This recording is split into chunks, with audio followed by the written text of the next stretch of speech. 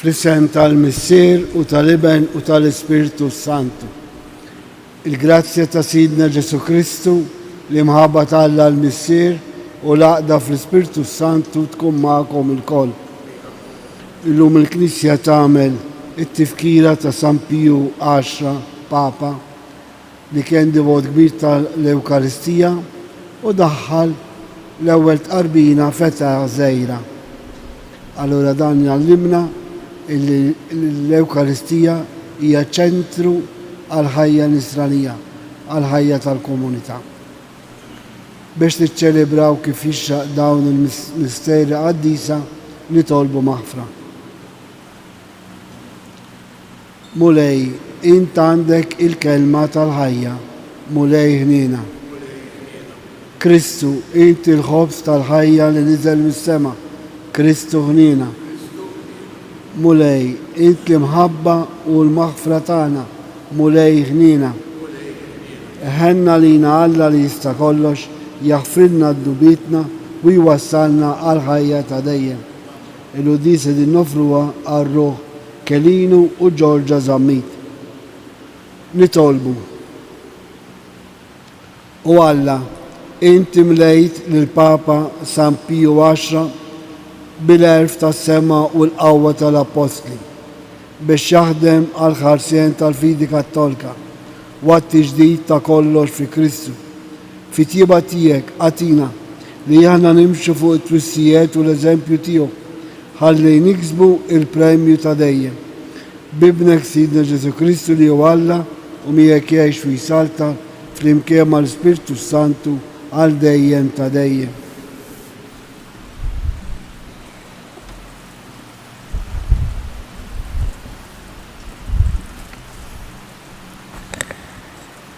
Għarem il-ktib tal-imħalfin. F'dak iż-żmien u li Iżrael għamlu l-ħażin f'għajnejn il-mulej u servew lill-allat Baalim. Telqu l-mulej Alla ta' mill-sirietom li ħariġhom mill-art tal-Eġittu u marru wara allat oħra minn fost l-allat tal-ġnus ta' madwarhom u bdew jadorawhom u nkurlaw lill-mulej. U telqu lill-mulej u servew lill-Baal u lill-Astarot. U xelet il-korla tal-mulej għal-Iżrael u telaqhom fidejn il-ħallelin li serquhom u bijowhom fidejn l-edewwa tagħhom ta' madwarhom. Hekk li ma setgħux iżjed jieqfu lill-edewwa tagħhom. Kull meta kienu joħorġu għat-taqbid id il-mulej kienet kontrihom bħalma kien qal il-mulej u kif kien ħalfilhom il-mulej u kellhom dwejja kbar. U l-mulej kien iqajjem lill-imħalfin u dawn kienu jsalvawhom min id il-ħallelin. Imma anqas mill-imħalfin tagħhom ma semgħu, anzi żnew wara allat oħra u adorawhom. Malaj warbu mit-triq li mxew fiha mis-sirietom li semgħu l-liġijiet tal-mulej, ħaġa li huma ma għamluwiex. U kull meta l-mulej kien qajmilhom l-imħalfin, il-mulej kien ikun mal-imħallef u kien isalvhom min id l-edewwa tagħhom sakemm kien idum ħaj l-imħallef għax kien il-mulej iħenna l-krib tagħhom minħabba dawk li kienu jaħqruhom u jaksuhom. Iżda meta kien imut l-imħallef kienu jerġgħu jitħassru u jsiru għar minn missirietom u jmorru wara allat oħra biex jaqduhom u jadorawhom. Qatt ma nqatgħu mill-lemejja l-ħżiena tagħhom u mill-lebusija ta' rashom. Il-kelma tal-mulej. Rodnu ħajr lill-Alla. Ftakar fija, mulej, f'imħabtek għall-poplu tiegħek. Ftakar fija, mulej, f'imħabtek għall-poplu tiegħek. Missirijietna ma qerdux il-popli kif il-mulej kien qalilhom imma dħaltu mal-ġnus u talmu id-drawiet tagħhom. Ftakar fija, mulej, f'imħabtek għall-poplu tiegħek. Taw qima lill-idoli tagħhom li saru bħal nassa lihom qatlu b'sagrifiċċji lix-xjaten lil uliedhom subien u bniet. Ftakar fija mulej f'imħabtek għall-poplu tiegħek. Hekk tħassru bl-emejjel tagħhom u żnew bl-imġiba tagħhom. Għalhekk inkoll għall-mulej għall-poplu tiegħu u stmel il-wirt tiegħu. Ftakar fija mulej f'imħabtek għall-poplu tiegħek. Ħafna drabi u ħelishom, iżda huma websu rashom miegħu. Iżda hu ħares lejn l-hemm tagħhom x'in sama it-tnejjid tagħhom. Ftakar fija mulej f'imħabtek għall-poplu tiegħek. Inqumu għall-kelma tal-Evanġelju. Alleluja.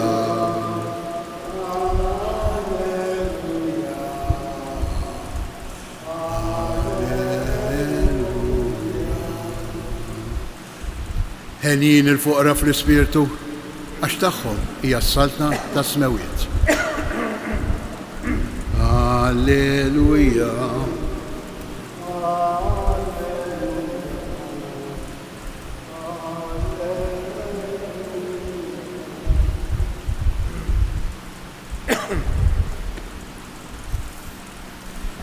Il-mulej ma'kom. Qari mill-Vanġelu skont San Mattew.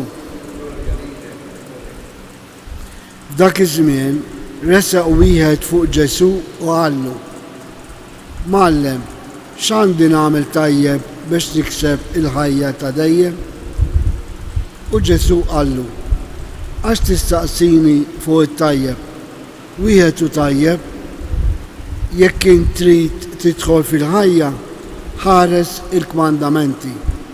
Liema staqseh dak? U Ġesu wieġbu: La taqtolx, la tiżnix, la tisraqx, la tixxix fil-fals, weġġa' lil missierek u l-ommok u ħobb il-għajrek bħalek innifsek. Qallu ż-żagħżugħ: Jien dan kollu ħariftu, x'inqosni iżjed? Wieġeb Ġesu: Jekk trid tkun perfett, mur beħ il-ġid li għandek, għatih lill-foqra u jkollok teżor fis-sema, u mbagħad u imxi warajja. Iż-żagħżugħ kif sema dan, telaq qalbu sewda għax kien għani. Il-kelma tal-mulej.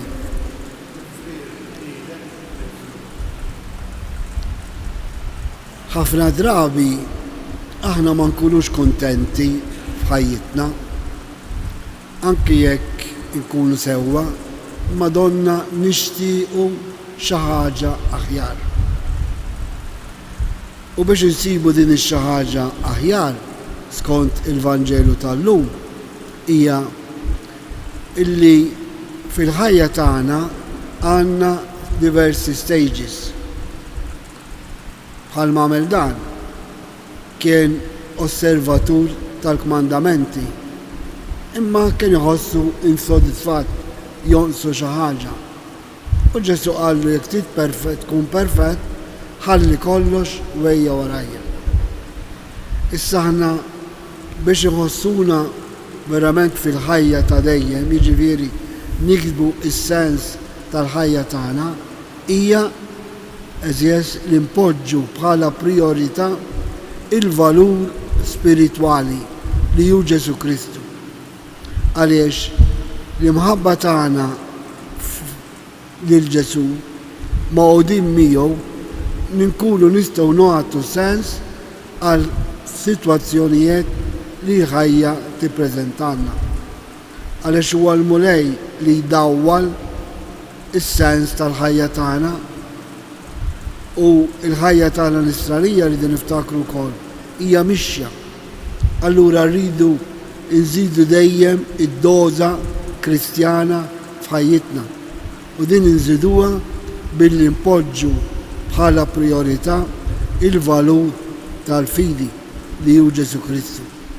Għaliex ħafna drabi rridu naqdu lill-Alla u forsi il-ġid materjali.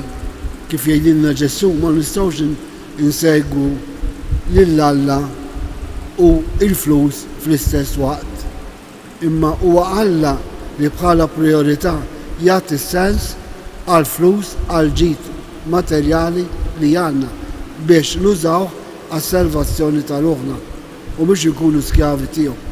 U għalhekk eżjes ejjew nagħmlu ħillitna biex insibu dak is-sens ferrieħi, is-sens Kristjan ta' ħajjitna, mhux biss waqt li nkunu fil-qudiesa, mhux biss waqt li nkunu fil-Knisja, mhux biss waqt li nkunu f'ċelebrazzjonijiet oħra, imma anke fis-sitwazzjoni ta' kuljum tagħna. Nagħtu s-sens Kristjan ta' ħajjitna biex insibu dak il-fer. Dan iż-żagħżugħ kemm marbut iż-żejjed mal-flus, anke jekk kien bniedem tajjeb, imma xtaq xi ħaġa ħjar u din ix-xi ħaġa ħjar ma sibiex. Jalla anki aħna insibuha din billi npoġġu lil Alla u t-tagħlim tiegħu bħala prijorità fil-ħajja tagħna.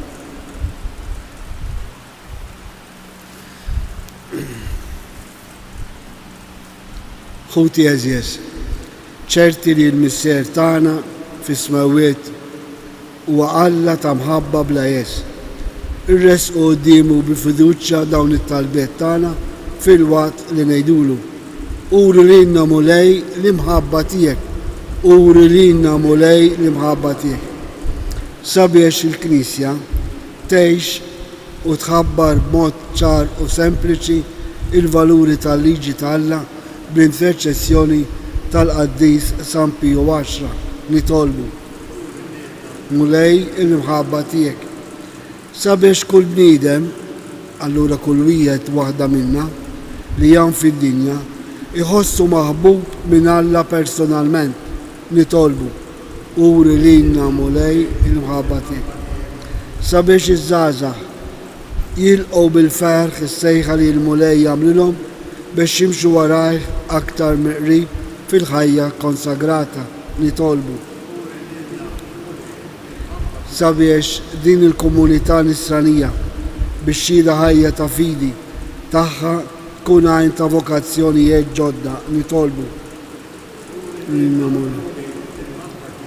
Għal-morda tagħna biex jingħaqdu ma' Kristu fuq is-salib ħalli jaraw id-dawl tas-seb u jkun Kristu il-farax tal-marda tagħhom nitolbu. Permettuli talba bit-Taljan għax hemm grupp li jsegwi din il-quddiesa. Preghiamo il Signore perché l'esperienza di questo giovane ricco sia di un esempio per noi, per fare le scelte cristiane nella nostra vita, perché senza Cristo e il suo insegnamento, senza la sua parola, non possiamo trovare il senso vero della nostra esistenza. Preghiamo, nitolbu, uri lilna mulej l-Muhammad, fiskiet irresqu it-tal personali tagħna. Isma' mulej dawn it-talbiet tagħna watina li mandurux ħarsitna minn fuqek imma nibqgħu mixja warajk il-jem kollha ta' ħajjitna bi Kristu Sidna.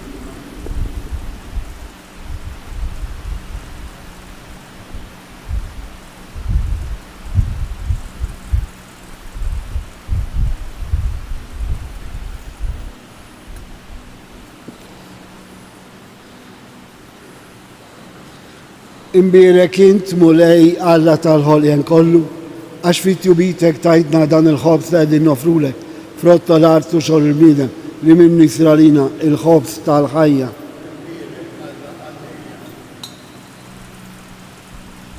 Bil-misteru ta' dal-ilma u l-imbit jieħdu sehem fin-natura divina ta' Kristu kif hu jissieħeb magħna fin-natura tagħna il-bnedmin.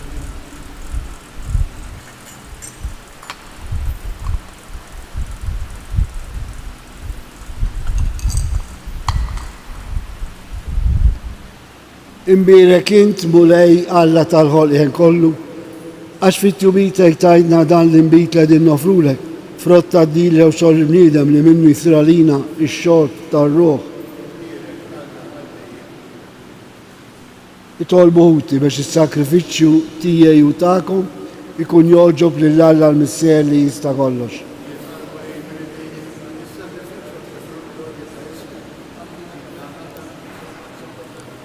Fit-tjieba tiegħek mulej ilqa l-offerta li qegħdin nagħmlulek u għatina l-għajnuna tal-grazzja tiegħek biex kif għallimna l-Papa San Pio X niċċelebraw dawn il-misteri qaddisa bil-qima kollha ta' qalbna u nirċivuhom fidi sħiħa bi Kristu Sidna.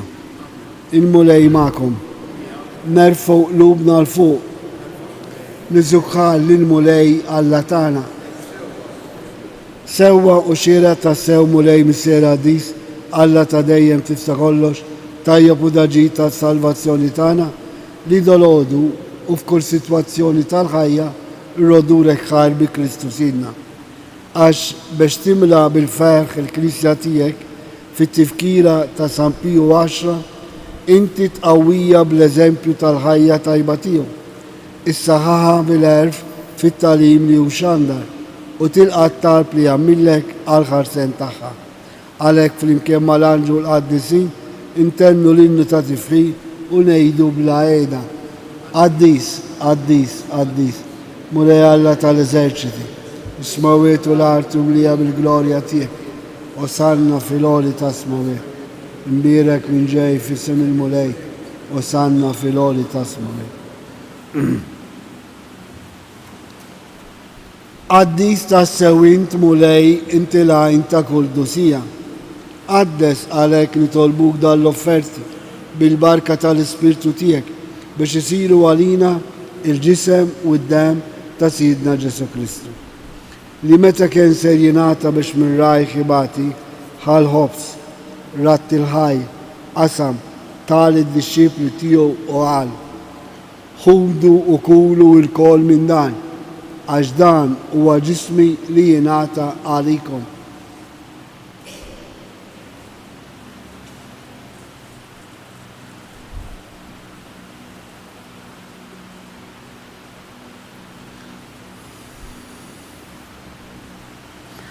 Ekku kol wara li klaħa l-kalċi reġerat il-ħaj tal id-disċipli tiegħu u qal.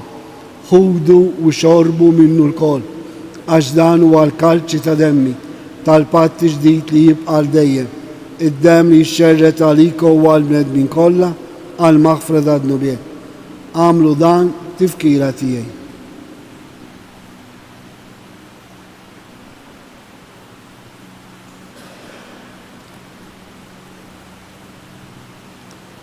Danu il-misteru tal-fidi inħabru il-mattijek mulej xandru bil-fer għawmenti.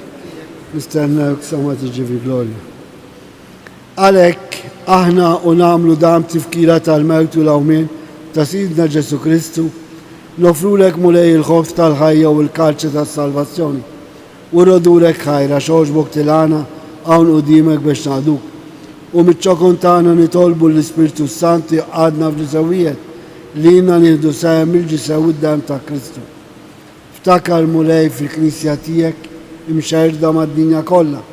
Wettaq fl-imħabba flimkien mal-Papa Franċesku, mal-Isqof tagħna Anton, mal-Ministri u l-poplu qaddis kollu tiegħek.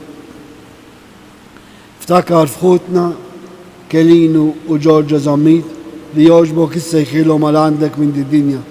Għamel li kif huma bil-mamudija mitu f'ibnek u bħal ibnek, ekku kol f'ibnek u bħal ibnek juxxuxtaw għal ħajja.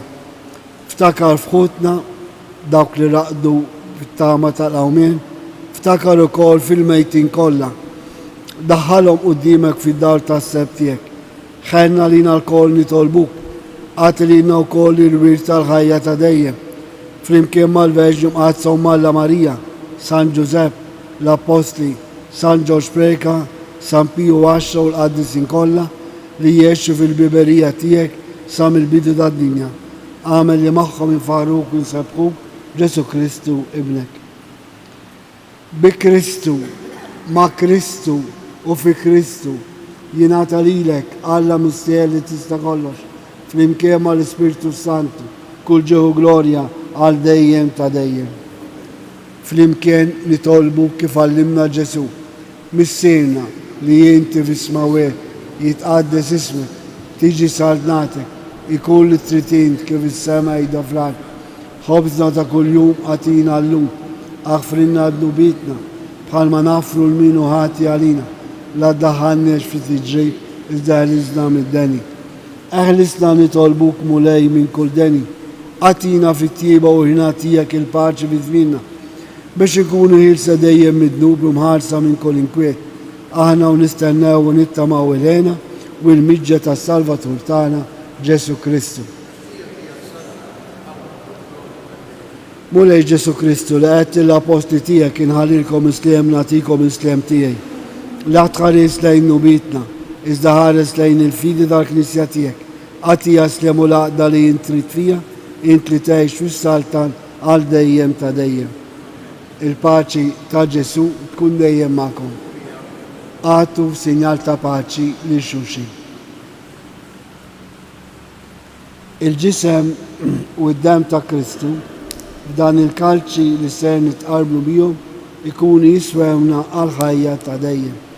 Ħaruf talla tneħħi d-nubet ta' dinja ħenna lina. Ħaruf talla li tneħħi d-nubet ta' dinja ħenna. Ħaruf talla li tneħħi d-nubet ta' dinja. Danu Ġesu, danu l-ħaruf talla li jneħħi d-nubet ta' dinja. Ħenji naħna l-mistidna għall-ikla tal-ħaruf.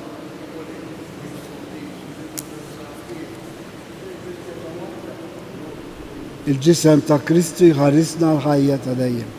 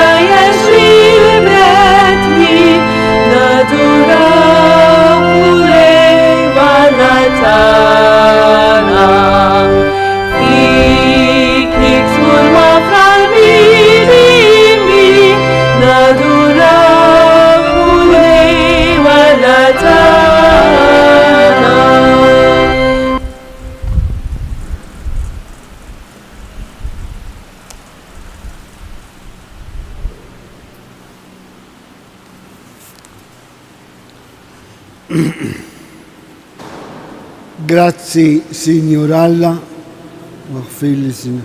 Gloria al Messie, l'Ebenu l-Spiritu Santu. Nitolbu.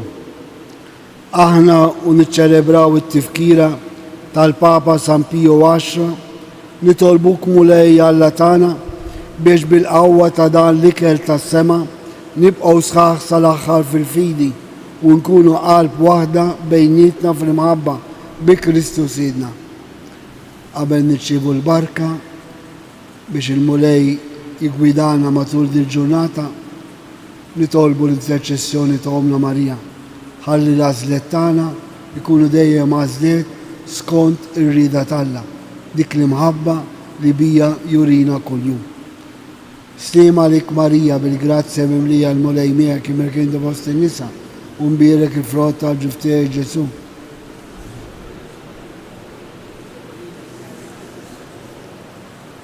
U Marija li tħalt fid-dinja mingħajr teba, Madonna ta' Pinu, il-mulej ma'kom, iberikkom Alla li jista' kollox, il-Missier, l-Iben u l-Ispiritu Sant. Morru għejxu il-paċi ta' Kristu. Il-ġurnata tajba lil kulħadd.